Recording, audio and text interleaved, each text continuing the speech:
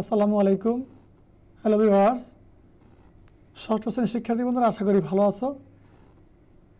Math রুকিয়ার zone online শিক্ষা পরিবার পক্ষ থেকে তোমাদের সবাইকে স্বাগতম।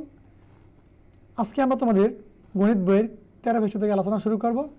আজকে আমাদের আলোচনা শুরু হবে ইউক্লিডীয় প্রক্রিয়া লসাগু নির্ণয়ের নিয়ম থেকে আলোচনা করব। প্রথমে আমরা উদাহরণ 4 নাম্বার একটা অঙ্ক আছে, এটা শিখে নিব। দেখো, চমৎকার একটা অঙ্ক। 12, 18, 20, 105 লসাগু নির্ণয় করো। কোন প্রক্রিয়ায়? ইউক্লিডীয় প্রক্রিয়ায়। আমরা জানি এই যে ইউক্লিডীয় প্রক্রিয়ায় লসাগু করার নিয়ম হয়েছে, এখানে যত সংখ্যা দেওয়া থাকুক না কেন, আমাকে সবচেয়ে ছোট জোড় সংখ্যা দ্বারা ভাগ করতে হবে, বা বিজোড় সংখ্যা দ্বারা ভাগ করা যাবে, তাতে কোনো সমস্যা নাই। কিন্তু নিয়মটা হচ্ছে কমপক্ষে আমি যে সংখ্যা দ্বারা ভাগ করবো কমপক্ষে 2 এর মধ্যে ভাগ দিতে হবে। এটা সেটা খেয়াল রাখতে হবে। আমি এমন একটা সংখ্যা দ্বারা ভাগ করবো, কমপক্ষে 2 সংখ্যার ভিতরে ভাগ যাইতে হবে। দেখো, এখানে যেমন 12, 18, 20, 105, এই যে 12, 18, 20 জোড় সংখ্যা। দেখো, তাহলে 2 দিয়ে ভাগ করা যায়। আমি যদি 2 দিয়ে ভাগ করি তাহলে 3টে মধ্যে ভাগ যায়। 12 মধ্যে যাবো, 18 মধ্যে যাবো, 20-এর ভিতরে যাবে। বলা শর্ত কি, কমপক্ষে 2 এর মধ্যে ভাগ দিতে হবে।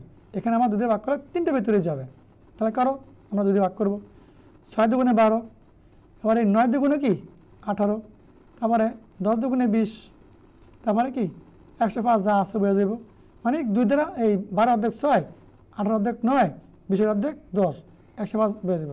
আমি 2 দ্বারা ভাগ করছি, এই 3 মধ্যে ভাগ আছে, 105 ভাগ জানে, 105 বসে যাবে। ঠিক আছে। তারপর দেখো, এই যে 6, 9, 10, 105 এর ভিতরে কিন্তু এই 6 আর 10 জোড় সংখ্যা আছে। তাহলে আমার 2 দ্বারা আবার ভাগ করা যাবে, কমপক্ষে 2 এর মধ্যে ভাগ যাব। দেখো, 2 দ্বারা ভাগ করছি। 2 দ্বারা এই 6 ভাগ করলে 6 অর্ধেক 3 আইব, 9 9 বসে যাবে, 10 অর্ধেক 5 আইব। ঠিক আছে। তারপর 105 বসে যাবে। এখন দেখো, এই যে 3, 9, 5, 105, এই যে 3 দ্বারা ভাগ করলে 3 এর ভিতরে যাইব, 9 এর ভিতরে যাইব এবং 105 এর ভিতরে যাইব। এই জন্য 3 দ্বারা ভাগ করছি। 3 3 এর ভিতরে কয়বার যাইব? একবার যাইব। 3 9 এর ভিতরে কয়বার যাইব? 3 3 9 3বার যাইব। এই 5 যা আছে বসে যাবে। আবার 3 105 এর ভিতরে 35 বার যাইব। 3 35 105। ঠিক আছে। এখন দেখো, এখানে আছে 1 3 5 এবং 35। এই যে 5 এবং 35কে আবার 5 দ্বারা ভাগ করা যাবে। 5 5 একে 5, 5 7 35, মানে কমপক্ষে 2 এর মধ্যে ভাগ দিতে হবে। 5 এর ভিতরে ভাগ যায় আর 35 এর ভিতরে ভাগ যায় কি দ্বারা? 5 দ্বারা। এই জন্য 5 দ্বারা ভাগ করতে হবে। 5 দিয়ে 1 ভাগ করা যাবে না, 1 বসে যাবে। 5 দ্বারা 3 ভাগ করা যাবে না, 3 বসে যাবে। 5 5 এর ভিতরে ভাগ করলে কত হইব? 1 হইব। 5 দিয়ে 35 ভাগ করলে 5 7 35 7 হইব। ঠিক আছে। এখন আমার এই যে সংখ্যাগুলো আছে, এগুলো আমরা গুণ আকারে লেখে গুণ করলে যা আসে তাই আমার প্রশ্নের উত্তর হয়ে যাবে। দেখো, নির্ণয় লসাগু। প্রথমে এই একটা 2, এই 2 লিখলাম। এবার গুণ দিয়ে আবার এই 2 লিখলাম। ঠিক আছে। আবার গুণ দিয়ে আবার এই 3 লিখলাম। ঠিক আছে। আবার গুণ দিয়ে আবার এই 5 লিখলাম। ঠিক আছে। এই 1 আছে, 1 দিলে হবে না দিলে হবে, একের বেলায় কোনো ভ্যালু নেই। তারপরে এই 3 লিখলাম। ঠিক আছে। তারপর আবার গুণ দিয়ে 7 লিখলাম। ঠিক আছে। এখন এই সংখ্যাগুলো গুণ করলে আসে 1260। আশা করি তোমরা এই ইউক্লিডীয় প্রক্রিয়ায় লসাগু নিয়মটা বুঝতে পারছো। তোমরা এই অঙ্কটা ভালো করে শিখলে এই নিয়মের অনুশীলনের অঙ্ক আছে, তারা তোমরা করতে পারবে। ঠিক আছে। দেখো, এখানে কিছু ট্রিক্স দিয়েছে, আমরা এগুলো জেনে নেব। প্রদত্ত উদাহরণ থেকে নিয়মটি লক্ষ্য করি। সংখ্যাগুলোর মধ্যে কমা চিহ্ন দিয়ে তাদেরকে একসাথে লিখে নিচে একটি রেখা, এই যে এলাকার টানা হয়েছে, মানে এই যে দাগগুলো, এটা এটা বলে এলাকার টানা হয়েছে। প্রদত্ত সংখ্যাগুলোর কমপক্ষে 2টিকে সাধারণ মৌলিক গুণনীয়ক দ্বারা ভাগ করা হয়েছে। আমি যদি বলছিলাম আমি এমন সংখ্যা দ্বারা ভাগ করুন, কমপক্ষে 2 এর মধ্যে ভাগ দিতে হবে, সেটা তারা বলছে এই জায়গায়। গুণনীয়কটি দ্বারা যে সংখ্যাগুলো নিঃশেষে বিভাজ্য তাদের ভাগফলও এর সঙ্গে নিচে লেখা আছে। যেগুলো বিভাজ্য নয় সেগুলো অপরিবর্তিত রেখে লেখা হয়েছে।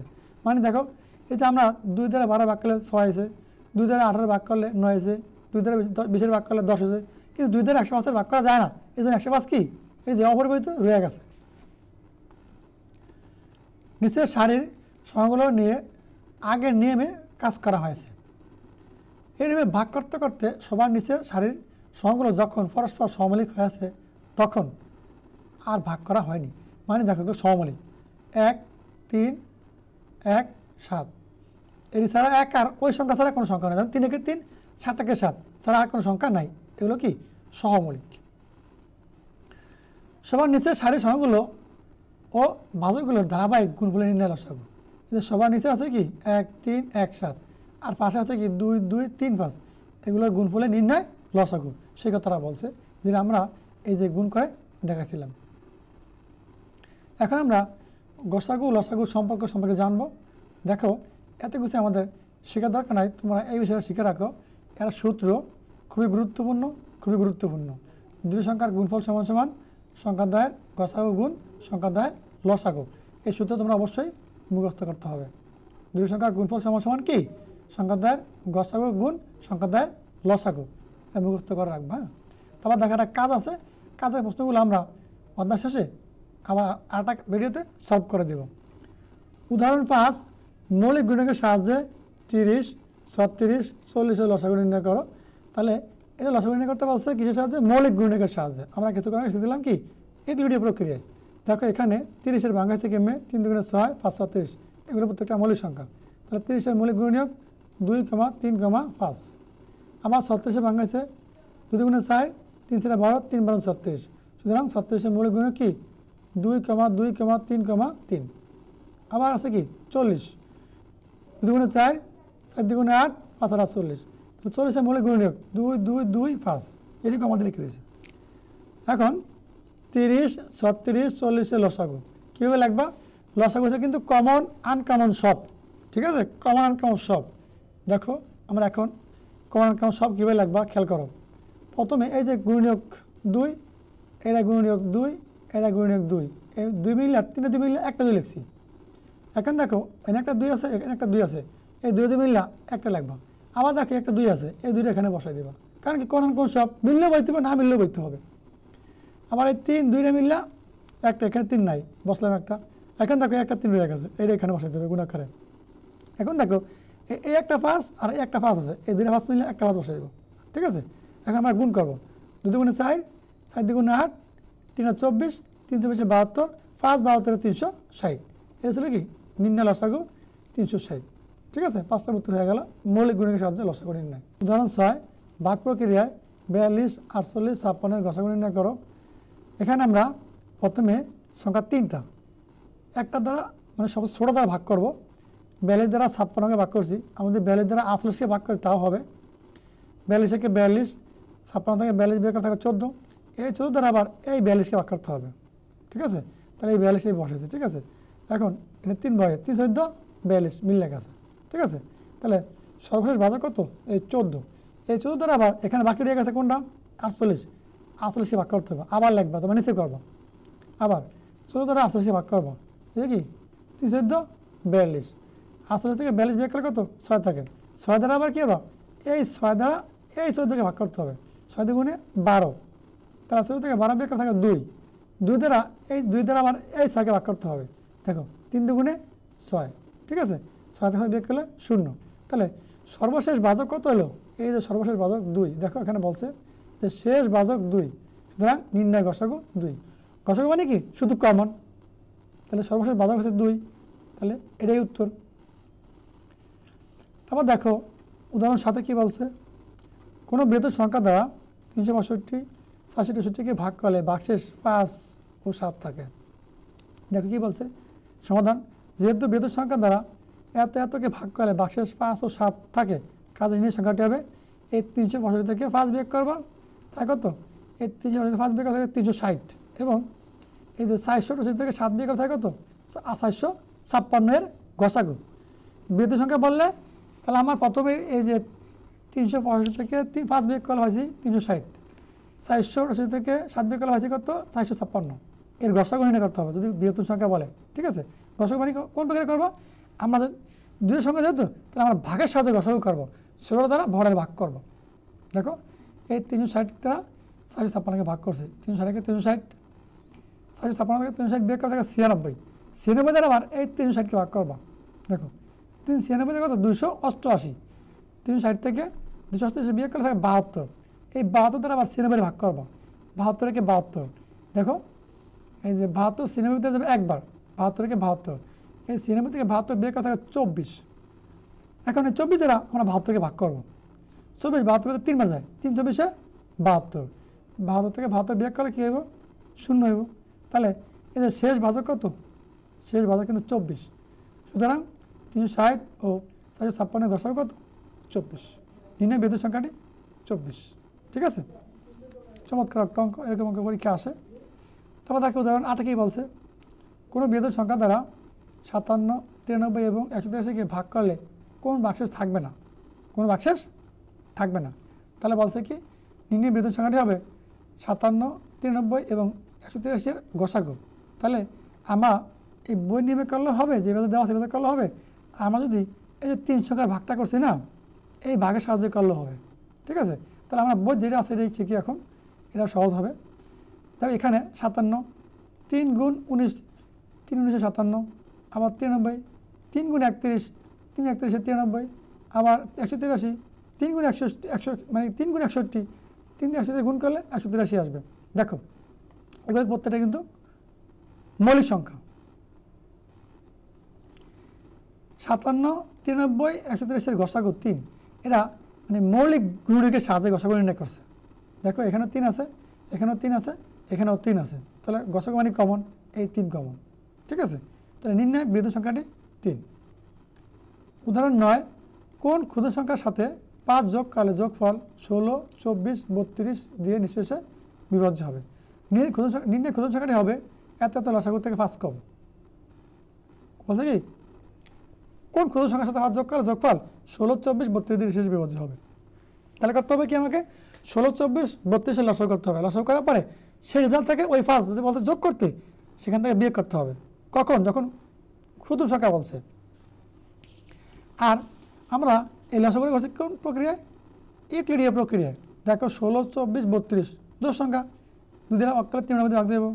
এই 2 ভাগ করছে, এই 16 অর্ধেক 8, 24 অর্ধেক 12, তারপরে 32 অর্ধেক 16, অর্ধেক হয়ে যাবে 2 দিয়ে ভাগ করলে, মানে 8 দুগুণে 16, 12 দুগুণে 24, 16 দুগুণে 32। ঠিক আছে, এখন দেখো আবার 8, 12, 16 এগুলো কিন্তু জোড় সংখ্যা, 2 দিয়ে ভাগ করা যাবে। 4 দুগুণে 8, 6 দুগুণে 12, 8 দুগুণে 16, প্রত্যেকটা অর্ধেক হয়ে গেছে।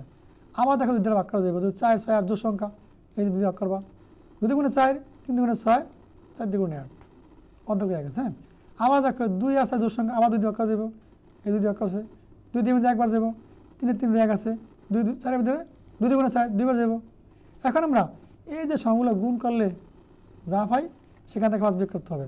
দেখো 16, 24, 32 লসাগু, এগুলো গুণ করবা, এই 2 এই গুণ দিছে, 2 লেখা গুণ দিছে, আবার এই 2 লেখা গুণ চিহ্ন দিছে, তারপর আবার এই 2 এই লেখছে, আবার গুণ চিহ্ন দিছে, আবার এই 2 লেখছে, আবার গুণ চিহ্ন দিছে।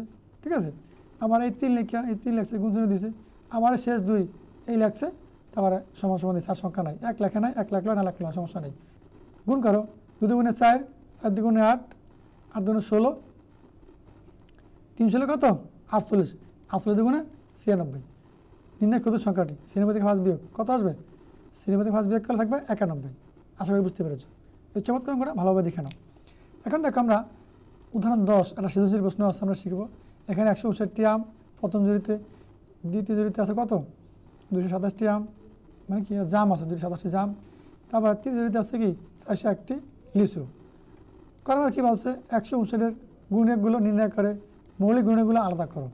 তাহলে দেখো প্রথমে আমরা কর্ম সলভ করবো। কী বলছে? 159, 1 গুণ 159, আবার 3 গুণ 53। এই যে 159-এর গুণিতক আছে 1, 3, 53, 59। ঠিক আছে, 159-এর গুণিতকগুলো হলো এমনি ইউ আকৃতির হবে, এই ইউ আকৃতি উপর থেকে নিচের দিকে। প্রথমে 1, তারপর 3, তারপর 53, তারপর 159, কমা কমা দিয়ে লাগবে। ঠিক আছে, এখন দেখো এই যে 1, 3, 53, 159-এর ভিতরে মৌলিক সংখ্যা আছে এই 53, আর হচ্ছে কি 3, এই দুটো কি মৌলিক সংখ্যা। এদের মধ্যে মৌলিক সংখ্যা মৌলিক গুণনীয়ক কি 3 এবং 53। ক নাম্বার শেষ। খ নাম্বার প্রশ্ন, যদি 9টি আম ও 7টি জাম 1টি লিচু পচে যায়, তবে উপযুক্ত ফলের সংখ্যা লসাগু ইউক্লিডীয় পদ্ধতিতে নির্ণয় করো। তাহলে আম পচে গেছে করা 9টা, জাম 7টি, একটা লিচু পচে গেছে, এগুলো বিয়োগ করতে হবে। তাহলে পদ্ধতিতে ভালো আমের সংখ্যা 159 থেকে 9 বিয়োগ করলে কত থাকবে? 150। দ্বিতীয় জুড়িতে ভালো জামের সংখ্যা 227 থেকে 7 বিয়োগ করলে কত? 220। তৃতীয় জুড়িতে লিচুর সংখ্যা 401 থেকে একটা পচে গেছে, বিয়োগ করা থাকে 400টা। এখন 150, 220, 400 লসাগু ইউক্লিডীয় প্রক্রিয়া নির্ণয় করার জন্য বলছে। দেখো এই জায়গায় বলা আছে এই যে ইউক্লিডীয় পদ্ধতিতে নির্ণয় করো। তা আমরা করো, দেখো 150, 220, 400 প্রত্যেকটা জোড় সংখ্যা 2 দিয়ে ভাগ করা যাবে।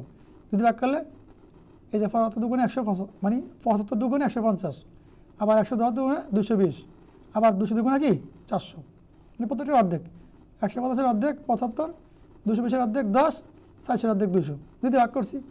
আবার দেখো 110 দোষ সংখ্যা, 200 দোষ সংখ্যা, কমপক্ষে 2-এর মধ্যে ভাগ দিতে হবে, 2-এর মধ্যে ভাগ যায়, 2 ভাগ করলে 75 বসে যাবে। আবার 110-এর অর্ধেক 55, 200-এর অর্ধেক 100। এখন দেখো 75, 55, 100 প্রত্যেকটার 5 দ্বারা ভাগ করা যায়। 5 15 75, 5 11 55, আবার 5 20 100, ঠিক আছে। আবার দেখো 15 আর 20 দুইটা 5 দ্বারা ভাগ করা দেবো, এই জন্য 5 নিচে। 3 5 15, তারপরে 11 বসে যাবে, আবার 4 5 20। এখন 150, 220, 400 লসাগু, এবারে গুণ করবা। 2 এই যে লাগছে 2 গুণ দিয়ে আবার এই 2 লাগবা, লাগছে 2 গুণ এই 5 লাগবা, লাগছে 5 গুণ, তারপরে আবার এই 5 লাগবা, লিখে গুণ চিহ্ন দিবা, ঠিক আছে। এবারে গুণ দিয়ে এই 3 লাগবা, 3 লিখে গুণ চিহ্ন দিবা। তারপরে এই যে 11 লাগবা অথবা 4 লাগবা, আগে 4 লাগছে, তাহলে এই 4 লাগছে, এই 4 লাগছে, আবার গুণ চিহ্ন দিয়া এই যে 11 লাগছে, ঠিক আছে। এখন এই সবগুলোর সঙ্গে গুণ করা আসে কত? 13,200। গ নম্বর প্রশ্ন, সর্বাধিক কতজন বালকের মধ্যে ফলগুলো সমানভাবে ভাগ করে দিলে 3টি আম, 6টি জাম ও 11টি লিচু অবশিষ্ট থাকবে? চলো আমরা গ নম্বর সমাধান করে নিই। এখানে 150 থেকে যে 3টা অবশিষ্ট আছে, 3টা বিয়োগ করতে হবে, 156। তারপরে 6টা জাম আছে অবশিষ্ট, এই 256 থেকে 227 থেকে 6 বিয়োগ করলে 221 থাকে। তারপরে লিচু 701 থেকে 11 অবশিষ্ট আছে, বিয়োগ করলে 390 থাকে, ঠিক আছে।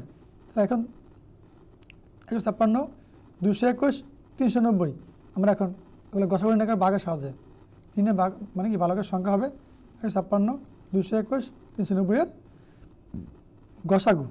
দেখো এখানে 2টা পদ্ধতি আছে, আমরা এই বিকল্প পদ্ধতি শিখবো না, আমরা সরাসরি যে পদ্ধতি আছে এটা শিখবো। আমরা বাঘের সাহায্যে আমরা গসাগু নির্ণয় করবো, ঠিক আছে। তাহলে এখানে সংখ্যা হচ্ছে 156, 221, 390, তাহলে সর্বোচ্চ ষোলো সংখ্যা কত? 156। আমরা 156 দ্বারা 221কে ভাগ করবো। দেখো 156কে 156, মানে 156 221 ভিতরে একবার যায়, তাহলে এনে 1 দিবা, 156কে 156 জায়গায় লাগবা নিচে, 221 থেকে 156 বিয়োগ করে থাকে 65। এবারে 65 দ্বারা এই 156কে ভাগ করবা, ঠিক আছে। দেখছি 156, তাহলে এই যে 65 দুগুণে 130, 156 থেকে 130 বিয়োগ করা থাকে 26। এবার 26 দ্বারা এই 65কে ভাগ করবা। দেখো 26 দুগুণে 52, এই যে 65 থেকে 52 বিয়োগ করা থাকে 13, আবার এই 13 দ্বারা এই 26কে ভাগ করবা। দেখো এই 26 এখানে বসেছে, ঠিক আছে। তাহলে 13 দুগুণে 26, ঠিক আছে, ভাগ করলে মিলে গেছে, এই জন্য কি এই যে 0 লাগছে। এই যে শেষ ভাজক কত হয়েছে? এখানে শেষ ভাজক 13 হয়েছে। এখন দেখো আমরা 156 দ্বারা 221কে ভাগ করার পরে ভাগফল পাচ্ছি কত? 13। এখন এই 13 দ্বারা আবার 390কে ভাগ করতে হবে, আবার লিখবা এই 13 ভাগ 390। দেখো 3 13 39, এই যে 39 মিলিয়ে গেলে এখানে কি এই 0 বসাইবা, তারপর আর কোনো সংখ্যা নাই, তাহলে কী করবা? এই উত্তরটা 0 দিবা, তারপর নিচে একটা 0 দিয়া কাটাকাটি করে দেবা, ক্রস 0 দিবা অথবা 0 দিয়ে দেবা, ঠিক আছে। তাহলে দেখা যায় শেষ ভাজক 13, অতএব 156, 221, 390 গসাগু 13, নির্ণয় বালকের সংখ্যা 13, ঠিক আছে। তাহলে আমরা বিকেলের পদ্ধতি শিখলাম না, আমরা সরাসরি ভাগের সাথে সমাধান করলাম। আজকে আলোচনা এই পর্যন্তই থাকুক, পরবর্তী ক্লাসে আমরা তোমাদের অনুশীলনী প্রশ্ন সলভ করে দেবো। সুন্দর করে দেখো, নোট করে প্র্যাকটিস করো, আর আমাদের ম্যাথমেটিক্যাল জোন ইউটিউব চ্যানেল এবং ফেসবুক পেজের সাথে থাকো। আজকে পর্যন্তই, আল্লাহ হাফেজ।